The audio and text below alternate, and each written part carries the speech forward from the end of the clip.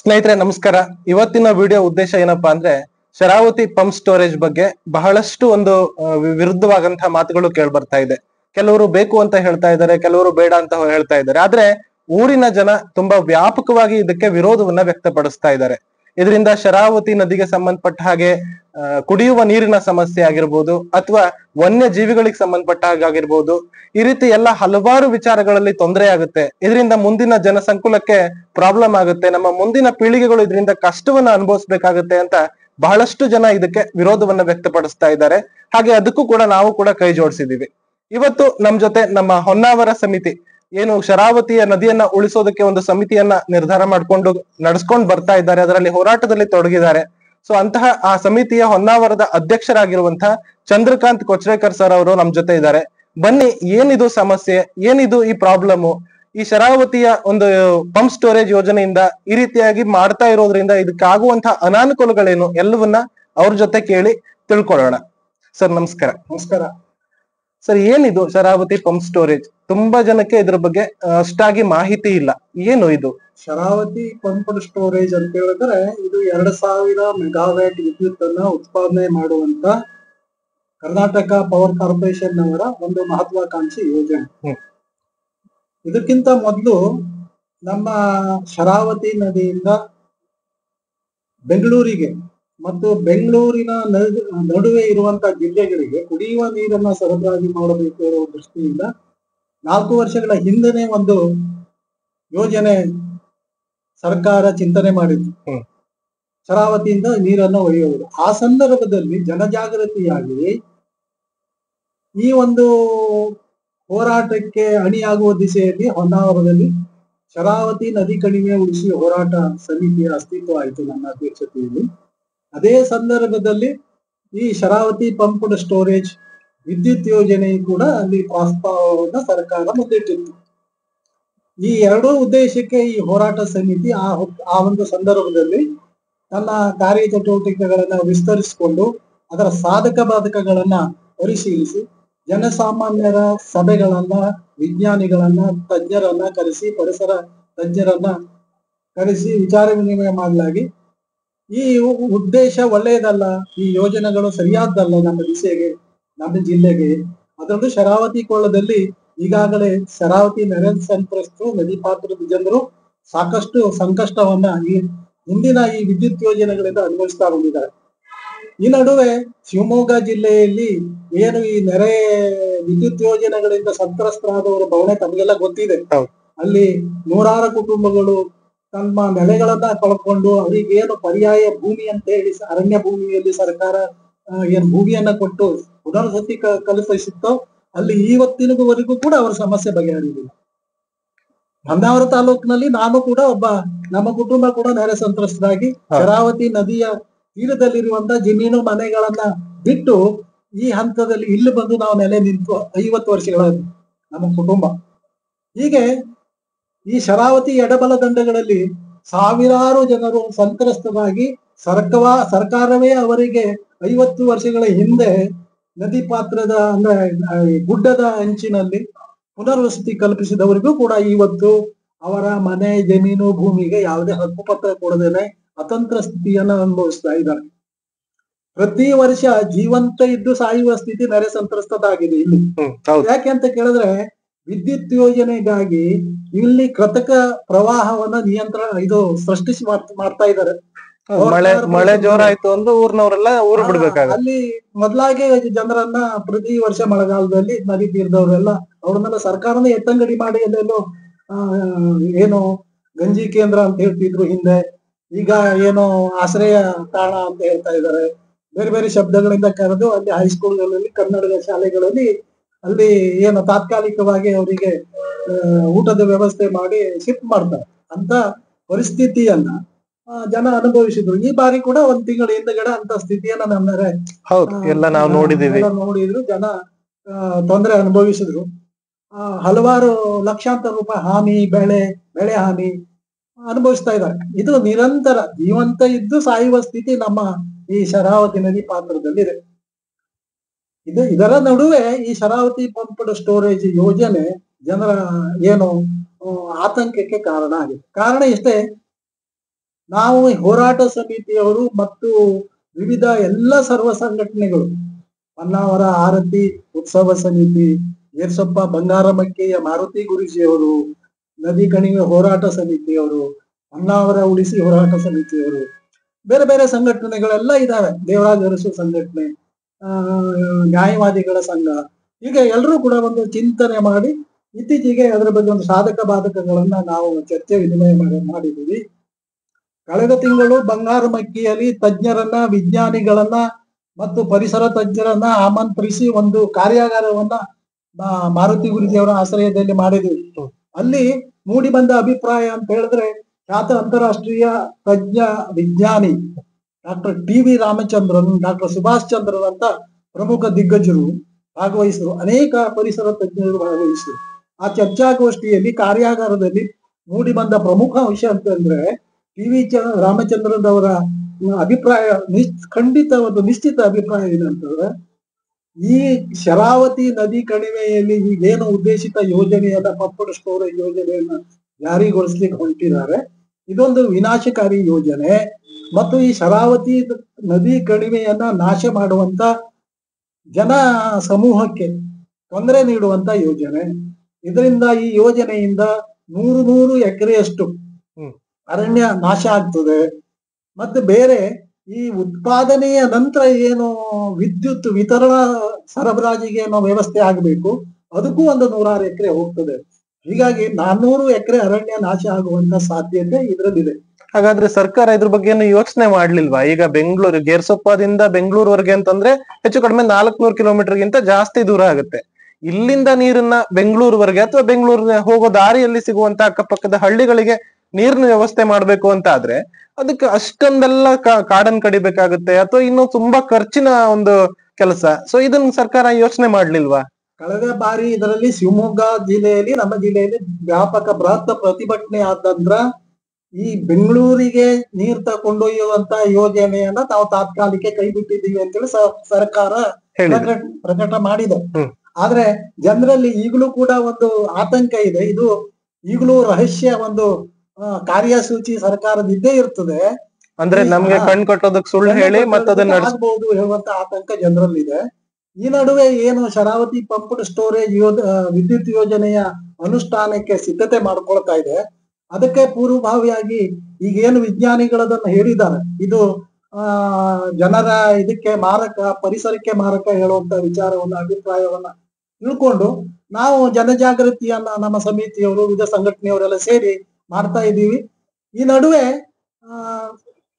ಏನು ರಾಜ್ಯ ಪರಿಸರ ಮಾಲಿನ್ಯ ಮಂಡಳಿ ಮತ್ತು ಜಿಲ್ಲಾಡಳಿತ ಇದೇ ಸೆಪ್ಟೆಂಬರ್ 18ಕ್ಕೆ ಏರ್ಸಪ್ಪೆಯ ಗುತ್ತಿ ಕನಿಕಾ ಪರಮೇಶ್ವರಿ ಸಭಾ ಮಂಟಪದಲ್ಲಿ ಸಾರ್ವಜನಿಕ ಅಭಿಪ್ರಾಯವನ್ನ ಆಲಿಸ್ಲಿಕ್ಕೆ ಒಂದು ಸಾರ್ವಜನಿಕ ಅಹವಾಲು ಆಲಿಕೆ ಸಭೆಯನ್ನ ಆಯೋಜನೆ ಮಾಡಿದೆ ಜಿಲ್ಲಾಡಳಿತ. ಇದರಲ್ಲಿ ಅದಕ್ಕೆ ಪೂರ್ವ ನಾವೇನು ಈ ತಜ್ಞರನ್ನ, ವಿಜ್ಞಾನಿಗಳ ಕರೆಸಿ ಒಂದು ಅಭಿಪ್ರಾಯವನ್ನ ತಗೊಂಡಿದ್ದೀವಿ. ಅದರ ಪ್ರಕಾರ ಈ ಯೋಜನೆ ಯಾವುದೇ ಕಾರಣಕ್ಕೆ ಅನುಷ್ಠಾನ ಮಾಡುವುದು ಸರಿಯಲ್ಲ.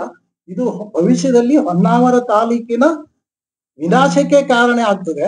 ಇನ್ನೊಂದು ಪ್ರಮುಖ ವಿಚಾರ ಅಂತ ಹೇಳಿದ್ರೆ, 14 ಕಿಲೋಮೀಟರ್ ಏರ್ಸೊಪ್ಪೆಯಿಂದ 30 ಅಡಿ ವ್ಯಾಸದ 43 ಮೀಟರ್ಗಿಂತ ಭೂಗರ್ಭದಲ್ಲಿ ಸುರಂಗ ತೋಡಿ ತಲಕಳೆಯ ಏನು ಜಲಾಶಯದ ಕೆಳಗೆ ಮತ್ತು ಅಲ್ಲೂ ಕೂಡ ಭೂಗರ್ಭದಲ್ಲಿ ವಿದ್ಯುತ್ ಸ್ಥಾವರ ಸ್ಥಾಪನೆ ಮಾಡುವಂತ ಒಂದು ವಿನಾಶಕಾರಿ ಏನು ಅಂಡರ್ ಗ್ರೌಂಡ್ ಅಲ್ಲಿ ಭೂಗರ್ಭದಲ್ಲಿ ಈ ಒಂದು ಯೋಜನೆ ಏನು ಕಾರ್ಯಗತ ಆಗ್ತದೆ, ಇದು ಅತ್ಯಂತ ವಿನಾಶಕಾರಿ. ಇದು ವಯನಾಡು, ಸೀರೂರು ಈ ಗುಡ್ಡ ಕುಸಿತವನ್ನ 3 ಪಟ್ಟು ಮೀರಿಸುವಂತಹದ್ದು. ಸಾವಿರಾರು ಜನ ಭವಿಷ್ಯದಲ್ಲಿ ತಮ್ಮ ಏನು ಜೀವವನ್ನ ಕಳ್ಕೊಳ್ಳುವಂತ ಸ್ಥಿತಿ ನಿರ್ಮಾಣ ಆಗುವಂತ ಅಪಾಯ ಇದೆ. ದಯವಿಟ್ಟು ಈ ಯೋಜನೆಯನ್ನ ತಡೆಯಿರಿ, ಜನರಿಗೆ ಈ ವಿಚಾರವನ್ನು ಮುಟ್ಟಿಸಿ ಅಂತೇಳಿ ವಿಜ್ಞಾನಿಗಳು ಆ ದಿವಸದ ಕಾರ್ಯಾಗಾರದಲ್ಲಿ ಒಂದು ಬಹಿರಂಗ ಎಚ್ಚರಿಕೆಯನ್ನ ಕೊಟ್ಟಿದ್ದಾರೆ ನಮ್ಮ ಸಮಿತಿಗೆ, ಜನರಿಗೆ. ಹಾಗಾಗಿ ಈ ನಡುವೆ ಎಲ್ಲರೂ ಕೂಡ ಜನಜಾಗೃತಿ ಎಲ್ಲರೂ ಸೇರಿ ಮಾಡ್ತಾ ಇದ್ದಾರೆ. 18ರ ಏನು ಸಾರ್ವಜನಿಕ ಆಲಿಕೆ ಸಭೆಗೆ ಒಂದು ಸಿದ್ಧತೆ ನಡೀತಾ ಇದೆ.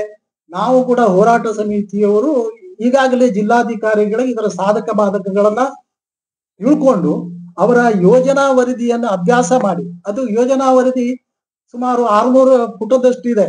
ಅದು ಆಂಗ್ಲ ಭಾಷೆಯಲ್ಲಿದೆ. ನಮ್ಮವರೆಲ್ಲ ಸುಶಿಕ್ಷಿತರಲ್ಲ, ಅಶಿಕ್ಷಿತರು. ಹೌದು. ಇಂಗ್ಲಿಷ್ ಭಾಷೆಯಲ್ಲಿ ಏನೋ ಕೆಲವಷ್ಟು ಬೆರವಣಿಗೆ ಜನ ಬರ್ಬೋದು. ಇದು ಸರಿಯಲ್ಲ. ಈ ಪೂರ್ಣ ಇದನ್ನ ವರದಿಯನ್ನ ಕನ್ನಡದಲ್ಲಿ ಕೊಡಬೇಕು ಹೇಳುವಂತ ಆಗ್ರಹವನ್ನ ನಾವು ಹಿಂದೆನೆ ಮಾಡಿದೀವಿ. ಈಗಲೂ ನಮ್ಮ ಅಂತ ಆಗ್ರಹ ಇದೆ. ಇದು ಮರುಪರಿಶೀಲನೆ ಆಗಬೇಕು. ಪೂರ್ತಿಯಾಗಿ ಕನ್ನಡದಲ್ಲೇ ಕೊಟ್ಟು ಪುನಃ ಏನು ಸಾರ್ವಜನಿಕ ಅಹವಾಲು ಸಭೆ ಆಯೋಜನೆ ಪುನಃ ಆಗ್ಬೇಕು. ಯಾಕೆ ಪುನಃ ಆಗಬೇಕು ಅಂತ ಕೇಳಿದ್ರೆ, ಈ ಪರಿಸರ ಪರಿಣಾಮ ಮೌಲ್ಯಮಾಪನ ಏನು ವರದಿ ಇದೆ, ಪೂರಾ ಜೊಳ್ಳಿನ ಒಂದು ಕಂತೆ ಅದು. ಅದರಲ್ಲಿ ಜನಪರವಾದ ಮತ್ತು ಪರಿಸರಕ್ಕೆ ಪೂರಕವಾದ ಯಾವುದೇ ಸಮರ್ಥನೆ ಮಾಡುವಂತ ವಿಚಾರಗಳಿಲ್ಲ. ಅದನ್ನು ಪೂರಾ ಕಾನೂನು ಬಾಹಿರವಾಗಿ ಪರಿಸರಕ್ಕೆ ವಿರುದ್ಧವಾದ ಅನೇಕ ವಿಚಾರಗಳಿದ್ದಾವೆ. ಅದನ್ನೆಲ್ಲ ನಾವು ಪಟ್ಟಿ ಮಾಡಿ ಈ ಸಾರ್ವಜನಿಕರಿಗೆ ಗಮನದಲ್ಲಿ ಇಟ್ಟಿದ್ದೀವಿ. ಅದು ಈ ಸಾರ್ವಜನಿಕ ಆಲಿಕೆ ಸಭೆಯನ್ನು ಮುಂದೆ ಮಂಡಿಸ್ತಾ ಇದ್ದೀವಿ. ಜನರಿಗೂ ಕೂಡ ಇದ್ರ ಬಗ್ಗೆ ಮಾಹಿತಿ ಕೊಟ್ಟಿದ್ದೀವಿ. ಸಾವಿರಾರು ಜನ ಬಂದು ಆ ದಿವಸ ತಮ್ಮ ಅಹವಾಲವನ್ನ ಶಾಂತಿಯುತವಾಗಿ ಸೌಹಾರ್ದಯುತವಾಗಿ ಹೇಳಲಿಕ್ಕೆ ನಾವು ಅವರಲ್ಲಿ ವಿನಂತಿ ಮಾಡಿದ್ದೇವೆ. ಆ ರೀತಿ ಜನ ಜಾಗೃತರಾಗಿ ತಮ್ಮ ಅಭಿಪ್ರಾಯವನ್ನ ಮಂಡಿಸ್ತಾರೆ. ಆ ಮೂಲಕ ಆ ಯೋಜನೆ ಅನುಷ್ಠಾನ ಜಾರಿಯಾಗುವುದನ್ನ ತಡೀತಾರೆ ಅಂತ ಹೇಳುವಂತ ಆತ್ಮವಿಶ್ವಾಸ ಭರವಸೆ ನಮಗಿದೆ. ಈ ಕೂಗನ್ನ, ಜನರ ಭಾವನೆಗಳನ್ನ ಸರ್ಕಾರ ಮತ್ತು ಅಧಿಕಾರಿಗಳು ಅರ್ಥ ಮಾಡಿಕೊಂಡು ಈ ಯೋಜನೆಯನ್ನ ಕೈ ಬಿಡಬೇಕು ಹೇಳುವಂತ ಆಗ್ರಹವನ್ನ ಅಥವಾ ಬಿಡ್ತಾರೆ ಅಂತ ಸದಾಶಯವನ್ನ ನಾವು ಪಡ್ತೀವಿ. ಆ ಮೂಲಕ ಈ ಈ ಒಂದು ಯೋಜನೆಯನ್ನು ಈ ಹಂತದಲ್ಲಿ ಕೈ ಬಿಡಬೇಕು. ಜನರ ಈ ಅಹಿತಕ್ಕೆ ಕಾರಣ ಆಗುವಂತ ಇಂಥ ಯೋಜನೆಗಳ ಮೂಲಕ ನಮ್ಮ ಜಿಲ್ಲೆಯ ಜನರನ್ನ ರಕ್ಷಣೆ ಮಾಡಬೇಕಾಗ್ತದೆ. ಯಾಕಂತ ಕೇಳಿದ್ರೆ ಜಿಲ್ಲೆಯಾದ್ಯಂತ ಬೇಡದ ಯೋಜನೆಗಳನ್ನ ಹೇರ್ತಾ ಇಲ್ಲ. ಅದೇ ನಾ ಹೇಳೋದು ಅದೇನೆ, ಅಂದ್ರೆ ಇಷ್ಟು ವರ್ಷದಿಂದ ನಮ್ಗೊಂದ್ ಒಳ್ಳೆ ಹಾಸ್ಪಿಟಲ್ ಬೇಕು ಅಂತ ನಾವು ಕೇಳ್ತಾ ಇದೀವಿ. ಒಂದು ಮಲ್ಟಿ ಸ್ಪೆಷಾಲಿಟಿ ಹಾಸ್ಪಿಟಲ್ ಉತ್ತರ ಕನ್ನಡಕ್ಕೆ ಬೇಕು ಅಂತ ನಾವು ಕೇಳ್ತಾ ಇದೀವಿ. ಅದನ್ನ ಕೊಡೋದಕ್ ಆಗ್ತಾ ಇಲ್ಲ. ಇಲ್ಲಿ ಉತ್ತರ ಕನ್ನಡದ ಜನಕ್ಕೆ ಒಂದು ಏನ್ ಜೀವ ತಿನ್ನುವಂತ ಈ ತರ ಪ್ರಾಜೆಕ್ಟ್ ಗಳನ್ನ ಮಾಡ್ಕೊಂಡು ಯಾಕೆ ಈ ರೀತಿಯಾಗಿ ಮಾಡ್ತಾ ಇದ್ದಾರೆ ಅನ್ನೋದು ಅರ್ಥ ಆಗ್ತಾ ಇಲ್ಲ. ಒಳ್ಳೇದ್ ಯಾವ್ದು ಬೇಕಾಗಿಲ್ಲ, ಈ ತರದನ್ನ ಮಾತ್ರ ಜನರ ಸಮಸ್ಯೆ ಕೊಡುವಂತದ್ದು ಮಾಡ್ತಾ ಇದ್ದಾರೆ. ಯಾಕೆ ಅದು ಯಾಕೆ ಅಂತ ಅನ್ನೋದಕ್ಕಿಂತ ಇಲ್ಲಿ ನಿನ್ನೆ ನಮ್ಮಲ್ಲಿ ಕೆಲವರು ಹೇಳಿದ್ರು, ಇಂಥ ಯೋಜನೆಗಳನ್ನೆಲ್ಲ ಜನರಿಗೆ ಅನುಕೂಲ ಆಗೋದಕ್ಕಿಂತ ಕೇವಲ ಅಧಿಕಾರದಲ್ಲಿದ್ದವರ ಅನುಕೂಲಕ್ಕೆ, ಸ್ವಾರ್ಥಕ್ಕೆ ಮಾತ್ರ ಇಂಥ ಯೋಜನೆಗಳು ಬರ್ತಾ ಇದೆಯೇನೋ, ಅಥವಾ ಬೃಹತ್ ಉದ್ಯಮಿಗಳ ಏನೋ ಒಂದು ಅನುಕೂಲಕ್ಕೆ, ಅವರ ಏನು ಆಮಿಷಕ್ಕೆ ಬಲಿಯಾಗಿ ಇಂಥ ಯೋಜನೆಗಳು ನಮ್ಮ ಜಿಲ್ಲೆಗೆ ಯಾಕೆ ಬರ್ತಾ ಇದ್ದಾವೆ ಹೇಳೋದಂತ ಪ್ರಶ್ನೆ ನಮ್ಮ ಮುಂದೆನೂ ಇದೆ. ನನಗೂ ಇದನ್ನ ಕಾಡ್ತಾ ಇದೆ. ಅನಗತ್ಯವಾದ ಯೋಜನೆಗಳು ಬರ್ತಾ ಇದ್ದಾವೆ. ಯಾಕೆ ನಾವು ನೋಡ್ತಾ ಇದ್ದೀವಿ, ಕಾಳಿ ಮತ್ತು ನಿಮ್ಮ ಕೈಗಾ, ಬೇಡ್ತಿ, ಶರಾವತಿ ಕಡೆಗೆ ಈ ಬಂದರು ಯೋಜನೆಗಳು ಇತ್ತೀಚೆಗೆ ಮುನ್ನೆಲೆಗೆ ಬಂದಿದೆ. ಕಾಸರಗೋಡು, ಕೇಣಿ 2 ಬಂದರು ಇದೆ, ಕಾರವಾರ ಮತ್ತು ಬೇಲೆಕೇರಿ ಆಲ್ರೆಡಿ ಕಾರ್ಯನಿರ್ವಹಿಸ್ತಾ ಇದೆ. ಮುಂದಿನ 200 ವರ್ಷಕ್ಕೆ ಅಗತ್ಯ ಇರುವಂತ ಸಾಮರ್ಥ್ಯ ಅದಕ್ಕಿದೆ. ಹೀಗಿರುವಲ್ಲಿ ಮತ್ತೆ ಯಾಕೆ ಬಂದಿರ್ಬೇಕು ಅಂತದ್ದು ಭಾರಿ ಪ್ರತಿಭಟನೆ ಒಂದು ಕಡೆಗೆ ನಡೀತಾ ಇದೆ. ಇನ್ನೊಂದು ಈ ಕಡೆಗೆ ಈ ಯೋಜನೆ ಶರಾವತಿ ಪಂಪ್ ಸ್ಟೋರೇಜ್ ಯೋಜನೆ, ಹಾಗಾಗಿ ಜನ ಈಗ ಚಿಂತನೆ ಮಾಡುವಂತ ಸ್ಥಿತಿ ಇದೆ. ಜನ ಜಾಗೃತಿ ಆದ್ರೆ ಇಂತಹ ಅನಿಷ್ಟ ಯೋಜನೆಗಳನ್ನ ಬಿಡುವ ದಿಸೆಯಲ್ಲಿ ಸರ್ಕಾರನು ಪರಿಶೀಲನೆ ಮಾಡಬಹುದು ಹೇಳುವಂತದ್ದು ನಂದಿದು, ಮಾಡಬೇಕು ಹೇಳುವಂತದ್ದು ನನ್ನ ಒತ್ತಾಯ, ಆಗ್ರಹ. ಇದು ಇನ್ನೊಂದ್ ಸ್ವಲ್ಪ ಕ್ಲಿಯರ್ ಆಗಿ ಹೋಗೋಣ, ಯಾಕಂದ್ರೆ ತುಂಬಾ ಜನಕ್ಕೆ ಗೊತ್ತಿಲ್ಲ. ಇದು ಈ ಪಂಪ್ ಸ್ಟೋರೇಜ್ ಅಂತ ಹೇಳ್ತಿದೀವಿ, ಇದು ಎಕ್ಸಾಕ್ಟ್ಲಿ ಎಲ್ಲ ನಿರ್ಮಾಣ ಆಗುತ್ತೆ? ಗೇರ್ಸೊಪ್ಪದಲ್ಲ ಅಥವಾ ಗೇರ್ಸೊಪ್ಪದಿಂದ ಸ್ವಲ್ಪ ದೂರನ, ಅಂದ್ರೆ ಜನವಾಸತಿ ಪ್ರದೇಶದಲ್ಲ ಅಥವಾ ಕಾಡಿನಲ್ಲ, ಎಲ್ಲಿ ಆಗ್ತಾ ಇದೆ ಇದು? ಇಲ್ಲಿ ಶರಾವತಿ ಅಂದ್ರೆ ಗೇರ್ಸಪ್ಪ ಪ್ರಾಜೆಕ್ಟ್, ಶರಾವತಿ ಟೇಲ್ಸ್ ಪ್ರಾಜೆಕ್ಟ್ ಹತ್ರ ಈ ವಿದ್ಯುತ್ ಏನು ನಮ್ದು ಕೆಪಿಸಿ ಈಗ ಏನ್ ಡ್ಯಾಮ್ ಇದೆ ಅಲ್ಲಿಂದ ವಿದ್ಯುತ್ ಉತ್ಪಾದನಾ ಕೇಂದ್ರ ಏನಿದೆ ಆ ಅಣೆಕಟ್ಟಿನ ಕೆಳಗಡೆ ಅವು ಸಮುದ್ರಕ್ಕೆ ಹೋಗುವಂತ ನೀರು ಏನು, ಆ ನೀರನ್ನ ಪುನಃ ಎತ್ತಿ ತಲಕಳೆಗೆ ಸುಮಾರು 14 ಕಿಲೋಮೀಟರ್ 15 ಕಿಲೋಮೀಟರ್ ಆಗುತ್ತೆ ತಲಕಳೆಗೆ, ಅಲ್ಲಿ ಲಿಫ್ಟ್ ಮಾಡುವಂತದ್ದು. ಈ ಅಲ್ಲಿಂದ ಕೊಳವೆ ಮಾರ್ಗದ ಮೂಲಕ, ಅದು ಭೂಗತ ಸುರಂಗ ಮಾರ್ಗದ ಮೂಲಕ ಕೊಳವೆ ಮಾರ್ಗ ಮಾಡಿ ಅಲ್ಲಿಂದ ಲಿಫ್ಟ್ ಮಾಡ್ತಾರೆ 1800 ಅಡಿ ಎತ್ತರಕ್ಕೆ. 1800 ಅಡಿ ಎತ್ತರಕ್ಕೆ ಹಿಮ್ಮುಖವಾಗಿ ಟೆಕ್ನಿಕಲಿ ತುಂಬಾ ಕಷ್ಟ ಒಂದು. ಎರಡನೇದು, ಇದು ಭೂಗರ್ಭದಲ್ಲಿ 30 ಅಡಿ ವ್ಯಾಸದಲ್ಲಿ ಸುರಂಗ ನಿರ್ಮಾಣ ಮಾಡುದು. ಈ ಸುರಂಗ ನಿರ್ಮಾಣ ಮಾಡುವಾಗ ಅವರ ಯೋಜನಾ ವರದಿಯಲ್ಲಿ ಸ್ಫೋಟಕಗಳನ್ನ ಬಳಸುವುದು, ಎಷ್ಟೋ ತ್ಯಾಜ್ಯ ವಸ್ತುಗಳು ಇರುವಂತಹದ್ದು. ಈ ಸ್ಫೋಟಕಗಳಿಂದ ಆ ಸುತ್ತಮುತ್ತಲಿನ ಪರಿಸರದ ಮೇಲೆ, ಆ ಪಶ್ಚಿಮ ಘಟ್ಟದ ಇರುವಿಕೆಯ ಮೇಲೆ ಯಾವ ರೀತಿಯ ಗಂಭೀರ ಪರಿಣಾಮ ಇರಬಹುದು ಹೇಳುವಂತ ವಿಚಾರಗಳು ತಜ್ಞರು ಈಗಾಗಲೇ ತಮ್ಮ ವರದಿಯಲ್ಲಿ ಹೇಳಿದ್ದಾರೆ. ಅದೇ ಈಗ ನೀವು ಹೇಳ್ದಾಗೆ 14 ಕಿಲೋಮೀಟರ್ ಅಂದ್ರೆ ಪೂರ್ತಿನೂ ಕಾಡೇ ಬರುತ್ತೆ ಅಂತ ಅನ್ಕೋತೀನಿ ನಾನು ಮೋಸ್ಟ್ಲಿ. ಅಷ್ಟು ಕಾಡನ್ನು ಕೂಡ ಕೊನೆಗೆ ಅವರು ಸುರಂಗದ ಅಡಿಗೆ ಭೂಗರ್ಭದಲ್ಲಿ ಮಾಡಿದ್ರು ಕೂಡ ಈ ಸುರಂಗ ಕೊರೆಯಲಿಕ್ಕೆ ಏನೋ ರಸ್ತೆ ನಿರ್ಮಾಣ ಆಗ್ಬೇಕು. 22 ಅಡಿ ಅಗಲದ ರಸ್ತೆ ನಿರ್ಮಾಣಕ್ಕೆ ಆ ಅಮೂಲ್ಯ ಕಾಡನ್ನ ಖಂಡಿತವಾಗಿಯೂ ಅದು ನಾಶ ಮಾಡೇ ಅದನ್ನ ಮಾಡಬೇಕಾಗ್ತದೆ. ಅವರ ಅಂದಾಜಿನ ಪ್ರಕಾರ 16,000 ಅಮೂಲ್ಯ ಮರಗಳು ಲಕ್ಷಾಂತರ ವರ್ಷಗಳ ಹಿಂದಿನ ಅಪರೂಪದ ಹರಿದ್ವರ್ಣದ ಕಾಡನ್ನ, ಮಳೆ ಕಾಡು ಅದರಲ್ಲೂ, ಅದು ಯುನೆಸ್ಕೋ ಇದಂತ ಏನೋ ಒಂದು ಕಾಳಜಿ ಇರುವಂತ ವಿಶ್ವಸಂಸ್ಥೆಯ ಅಧಿಕೃತವಾದ ರೆಡ್ ಕ್ಯಾಟಗರಿಯಲ್ಲಿ ಇರುವಂತಹ ಪಟ್ಟಿಯಲ್ಲಿರುವಂತಹ ಪರಿಸರ ಸೂಕ್ಷ್ಮ ಪ್ರದೇಶದಲ್ಲಿ, ಅದರಲ್ಲೂ ಸಿಂಗಳಿಕ. ಹೌದು, ನಾನು ಅದನ್ನೇ ಹೇಳದಕ್ ಬಂದೆ ಈಗ. ವಾಸ ಅದು. ಯಾಕೆಂದ್ರೆ ಇಲ್ಲಿ ನಮ್ಮ ಕಾಡಲ್ಲಿರುವಷ್ಟು ಕೆಲವು ಮರಗಳಾಗಿರ್ಬೋದು, ಉದಾಹರಣೆ ಕಾನುಗೇರು ಆಗಿರ್ಬೋದು, ಈ ಸ್ಪೆಷಲ್ ಕ್ರಿಯೇಚರ್ ಆಗಿರುವಂತದ್ದು ಈ ಸಿಂಗಳಿಕ ಆಗಿರ್ಬೋದು, ಅಥವಾ ಹಲವಾರು ಪ್ರಾಣಿಗಳು ಪಕ್ಷಿಗಳು ಅಪರೂಪದಲ್ಲಿ ಅಪರೂಪ ಅನ್ಸುವಂತದ್ದು, ಅಳಿವಿನಂಚಿನಲ್ಲಿರುವಂತದ್ದು, ಭಾರತದಲ್ಲಿ ಎಲ್ಲೂ ಇಲ್ಲದೆ ಇರುವಂತದ್ದು ನಮ್ ಕಾಡ್ನಲ್ಲಿದೆ ಅಂತದ್ದು. ಅದು ಅಲ್ಲದೆ ಕೂಡ ರಿಸರ್ವ್ ಫಾರೆಸ್ಟ್ ಅಂತ ಮಾಡ್ಕೊಂಡು ಆ ನಿಟ್ಟಿನಲ್ಲಿ ಜನಕ್ಕೆ ಸ್ವಲ್ಪ ಸಮಸ್ಯೆಯನ್ನ ಕೊಡ್ತಾ ಇದ್ದಾರೆ. ಆದ್ರೆ ಇವರು ಕಾಡನ್ನ ನಾಶ ಮಾಡೋದಕ್ಕೆ ಹೊರಟಿದ್ದಾರೆ. ಇದು ಯಾವ ರೀತಿ ಅಂದ್ರೆ ಯಾವ್ದಕ್ಕೂ ಕೂಡ ಒಂದು ಈ ಯೋಜನೆಯಿಂದ ಪರಿಸರ ನಾಶ, ಅರಣ್ಯ ನಾಶ ಆಗೋದ್ರ ಜೊತೆಗೆ ಅಪರೂಪದ ಸಿಂಗಳಿಕ ಸಹಿತ ವಿವಿಧ ವನ್ಯಜೀವಿ ಪ್ರಾಣಿಗಳ ಆವಾಸ ಸ್ಥಾನಕ್ಕೂ ಕೂಡ ತೊಂದರೆ, ಡಿಸ್ಟರ್ಬೆನ್ಸ್ ಆಗ್ತದೆ ಹೇಳುವಂತಹದ್ದು ಒಂದು ವಿಚಾರ. ಇನ್ನೊಂದು 145 ಎಕರೆ ಫಾರೆಸ್ಟ್ ಅರಣ್ಯ ಅಧಿಕೃತವಾಗಿ ಹೋದ್ರೆ ಖಾಸಗಿ ಜಮೀನು ಕೂಡ 106 ಎಕರೆ ಹೋಗ್ತದೆ. ಕೆಲವು ಹಾಡಗೇರಿ, ಈ ಕಡೆಗೆ ನಿಮ್ಮ ಬೇಗೋಡಿ, ಈ ಸಂದರ್ಭದಲ್ಲಿ ಮಾಲ್ಕಿ ಜಮೀನುಗಳು ಹೋಗ್ತವೆ ಜನರದ್ದು. ಅವರೆಲ್ಲ ಅಲ್ಲಿ ಹೆಚ್ಚಿನ ಜನ ತಾವು ಈ ಯೋಜನೆಗೆ ಜಮೀನು ಕೊಡೋದಿಲ್ಲ ಹೇಳುವಂತ ಅಭಿಪ್ರಾಯಕ್ಕೆ ಬಂದಿದ್ದಾರೆ. ಅವ್ರ ಪರವಾಗಿ ಮಾರುತಿ ಗುರೂಜಿಯವರು, ಸ್ವತಃ ಮಾರುತಿ ಗುರೂಜಿಯವರು ಜಮೀನು ಅಲ್ಲಿದೆ, ಬೊಮ್ಮಾರ ಗಣೇಶ್ ಹೆಗಡೆ ಇಂಥವ್ರೆಲ್ಲ ಬಂದು ನಮ್ಮ ಸಮಿತಿ ಮುಂದೆ ನಾವು ಪ್ರಾಣ ಹೋದ್ರೂ ಅಡ್ಡಿಲ್ಲ, ನಾವು ಈ ಜಮೀನನ್ನ ಮಾತ್ರ ಈ ಯೋಜನೆಗೆ ಬಿಟ್ಕೊಡೋದಿಲ್ಲ ಹೇಳುವಂತ ಪ್ರಸ್ತಾಪವನ್ನ ಮಾಡಿದ್ದಾರೆ. ನಿನ್ನೆ ಅಲ್ಲಿ ಎಲ್ಲ ಸರ್ವಪಕ್ಷಗಳ ಪ್ರತಿನಿಧಿಗಳು, ಗ್ರಾಮ ಪಂಚಾಯತ್ ಸದಸ್ಯರೆಲ್ಲ ಸೇರಿ ಒಂದು ನಿರ್ಣಯಕ್ಕೆ ಬಂದಿದ್ದಾರೆ. ನಾವು ಪಕ್ಷಾತೀತವಾಗಿ ಈ ಯೋಜನೆಯನ್ನ ವಿರೋಧಿಸ್ತೀವಿ ಹೇಳುವಂತಹದ್ದು. ಈ ಭಾಗದ ನದಿ ಪಾತ್ರದ 8ಕ್ಕೂ ಹೆಚ್ಚು ಗ್ರಾಮ ಪಂಚಾಯಿತಿಗಳು ಅವರ ಗ್ರಾಮ ಸಭೆಯಲ್ಲಿ ಈ ನಿರ್ಣಯವನ್ನ ಸ್ವೀಕರಿಸಿದ್ದಾರೆ. ಏನು, ಈ ಯೋಜನೆ ಯಾವುದೇ ಕಾರಣಕ್ಕೂ ಇಲ್ಲಿ ಅನುಷ್ಠಾನ ಮಾಡಬಾರದು, ಅದಕ್ಕೆ ನಮ್ಮ ತೀವ್ರ ವಿರೋಧ ಇದೆ ಹೇಳುವಂತ ನಿರ್ಣಯ ಕೂಡ ಆಗಿದೆ. ಹೀಗಿರುವಲ್ಲಿ ಸರ್ಕಾರ ಇವನ್ನೆಲ್ಲ ಧಿಕ್ಕರಿಸಿ ಈ ಯೋಜನೆ ಅನುಷ್ಠಾನಕ್ಕೆ ಮಾಡಲಿಕ್ಕೆ ಹೊಂಟ್ರೆ ಪರಿಣಾಮ ಏನಾಗಬಹುದು ಹೇಳುವಂತದ್ದು ಅದು ನನ್ನ ಮುಂದೆ ಇಲ್ಲ. ಅದು ಮುಂದಿನ ದಿನಗಳಲ್ಲಿ ಜನರೇ ತೀರ್ಮಾನ ಮಾಡುವಂತ ವಿಚಾರ. ನಾನು ಈ ಭಾಗದ ಒಬ್ಬ ಪ್ರತಿನಿಧಿಯಾಗಿ, ಏನು ಒಬ್ಬ ಹೋರಾಟ ಸಮಿತಿಯ ಪದಾಧಿಕಾರಿಯಾಗಿ ನನ್ನ ಜವಾಬ್ದಾರಿಯನ್ನ ನಾನು ಪ್ರಾಮಾಣಿಕವಾಗಿ ನಿರ್ವಹಿಸ್ತಾ ಇದ್ದೇನೆ. ಈ ಯೋಜನೆಯಿಂದ ಈಗ ಜನರಿಗೆ ತೊಂದರೆ ಆಗ್ತದೆ. ಅಭಿವೃದ್ಧಿಗೆ ನಾವು ವಿರೋಧಿಗಳಲ್ಲ, ಅಭಿವೃದ್ಧಿಯನ್ನು ನಾವು ಬಯಸ್ತೀವಿ. ಆದ್ರೆ ಪರಿಸರ ಪೂರಕವಾದ ಯೋಜನೆಗಳು ಬರಲಿ. ಇಲ್ಲಿ ಹಿಂದಿನ ಎಲ್ಲ ಯೋಜನೆಗಳು ಹೇರಿದ್ವಿ, ಸ್ಥಳೀಯವಾಗಿ ನಮ್ಮ ಜಿಲ್ಲೆಯ ಜನರಿಗೆ ಯಾವುದೇ ಉದ್ಯೋಗಗಳು ಸಿಗ್ಲಿಲ್ಲ. ಎಲ್ಲ ಹೊರಗಿನ ಜನರು ಬಂದು ಅಲ್ಲಿ ಪ್ರತಿಷ್ಠಾಪನೆ ಆಗಿದ್ದಾರೆ. ಅವರು ನಮ್ಮ ದೇಶದ ಜನರೇ, ಅದು ಒಪ್ಪೋಣ. ಆದ್ರೆ ಸ್ಥಳೀಯರಿಗೆ ಉದ್ಯೋಗ ಸಿಗ್ತದೆ ಅಂತೇಳಿ ಬಿಂಬಿಸಿ ನೀವೇನು ಕೆಲಸ ಮಾಡ್ತೀವಿ ಅಂತದ್ದು ಅವೆಲ್ಲ ನಿಜಕ್ಕೂ ಸುಳ್ಳು. ಆ ಅರ್ಹತೆ ಇರಬೇಕಾಗ್ತದೆ. ನಾವು ನೇಗಿಲು ಉಡುವವನಿಗೆ ನೀನು ಏನ ಬಾ ಅಲ್ಲಿ ಡೆಪ್ಯೂಟಿ ಕಮಿಷನರ್ ಆಗಿ ಅಂತ ಹೇಳಿದ್ರೆ ಯಾರೋ ಬಂದು ಕರೆದ ಜಾಬ್ ಕೊಡ್ತಾರ? ಆ ಅರ್ಹತೆ ಇದ್ರೆ ಮಾತ್ರ ತಾನೆ ಅಲ್ವಾ? ಹಾಗೆ ಅಂತ ಸ್ಥಿತಿ ನಮ್ಮಲ್ಲಿ ಇರೋದ್ರಿಂದ ಈ ಯೋಜನೆಗಳು ಯಾವುದೇ ಕಾರಣಕ್ಕೆ ಸರಿಯಲ್ಲ ಅಂತ ಹೇಳುವಂತ ಅಭಿಪ್ರಾಯ ಇದೆ. ಇನ್ನು ಪರವಾಗಿ ಇರುವವರು ಯಾರಿಗೂ ಆಕ್ಷೇಪ ಮಾಡುವಂಗಿಲ್ಲ. ಅದು ಅವರು ಇದು ಏನು, ಅವ್ರು ಯಾವುದೋ ಒಂದು ದೃಷ್ಟಿಕೋನದಿಂದ ಇದು ಅಭಿವೃದ್ಧಿ ಆಗ್ಬೇಕು, ಅಥವಾ ವಿದ್ಯುತ್ ನಮಗೆ ಆ ಸಂದರ್ಭದಲ್ಲಿ, ಬೇಸಿಗೆ ಸಂದರ್ಭದಲ್ಲಿ ಕೆಲವು ಬ್ಯಾಲೆನ್ಸ್ ಮಾಡ್ಲಿಕ್ಕೆ ವಿದ್ಯುತ್ ಬೇಕು ಹೇಳುವಂತದ್ದು. ಆದ್ರೆ ನಾನು ಇಲ್ಲಿ ಕರ್ನಾಟಕ ಪವರ್ ಕಾರ್ಪೊರೇಷನ್ ಅವ್ರಿಗೆ ಒಂದು ಪ್ರಶ್ನೆ ಕೇಳ್ತೇನೆ. ನಮ್ಮ ಭಾಗದಲ್ಲಿ ನೀವು ವಿಂಡ್ಸ್ ಯಾವುದು, ಈ ಗಾಳಿಯ ಮೂಲಕ, ಗಾಳಿ ಎತ್ತರದ ಮೂಲಕ ವಿದ್ಯುತ್ ಉತ್ಪಾದನೆ ಮಾಡುವಂತಹದ್ದು, ಸೋಲಾರ್ ಘಟಕದ ಮೂಲಕ ವಿದ್ಯುತ್ ಮಾಡುವಂತಹದ್ದು, ನಾವೇ ಈ ಸೋಲಾರ್ ಛಾವಣಿ, ಮನೆ ಛಾವಣಿಯ ಸೋಲಾರ್ ಅಳವಡಿಸಿ ಉಚಿತವಾಗಿ ಕೆಪಿಸಿ ಅವರು ಜನರಿಗೆ ಉದ್ಯೋಗ ಕೊಡ್ಲಿ, ಇದು ಏನು ವಿದ್ಯುತ್ ಕೊಡ್ಲಿ ಹೇಳುವಂತ ಪೂರಕವಾದ ಈ ಪ್ರಸ್ತಾವವನ್ನು ಮಂಡಿಸಿದ್ದೀವಿ. ಬ್ಯಾಟ್ರಿ ವಿದ್ಯುತ್ ಚಾಲಿತ ಇದನ್ನ ಈಗ ಹೊಸ ತಂತ್ರಜ್ಞಾನ ಬಂದಿದೆ. ಅಮೆರಿಕಾದವರು ಅಲ್ಲಿಯ ಎಲ್ಲಾ ಜಲವಿದ್ಯುತ್ ಅಣೆಕಟ್ಟೆಗಳನ್ನ ನಾಶ ಮಾಡಿ ಈ ಪರ್ಯಾಯ ಯೋಜನೆಗಳನ್ನ, ಏನು ವಿದ್ಯುತ್ ಯೋಜನೆಗಳಿಗೆ ಮೊರೆ ಹೋಗ್ತಾ ಇದ್ದಾರೆ. ಅಲ್ಲಿಯ ಲಕ್ಷಾಂತರ ಜನ ಡ್ಯಾಮ್ ಒಡೆದು ಕಳೆದ ಬಾರಿ ಜಪಾನ್ ಮತ್ತು ಅಮೆರಿಕದ ಆಗಿರುವಂತ ದುರ್ಘಟನೆಯಿಂದಾಗಿ ಅವರು ಎಚ್ಚೆತ್ಕೊಂಡು ಅದರ ಇದನ್ನು ಬಿಟ್ಟು ಈಗ ಪರ್ಯಾಯ ವಿದ್ಯುತ್ ಮೂಲಗಳಿಗೆ ಮೊರೆ ಹೋಗ್ತಾ ಇದ್ದಾರೆ. ಅದನ್ನ ನಾವ್ಯಾಕೆ ಅಳವಡಿಸ್ಕೊಳ್ಬಹುದು? ಇದನ್ನ ಇಲ್ಲಿ ಇವರು ಪರಿಶೀಲನೆ ಮಾಡುವುದಲ್ಲ, ಅವ್ರು ಹೇಳ್ತಾ ಇಲ್ಲ, ನಾವು ಹೇಳ್ತೀವಿ, ಅವರು ನಮಗೆ ಬುದ್ಧಿ ಹೇಳ್ತಾರೆ ಬೇರೆ ರೀತಿ.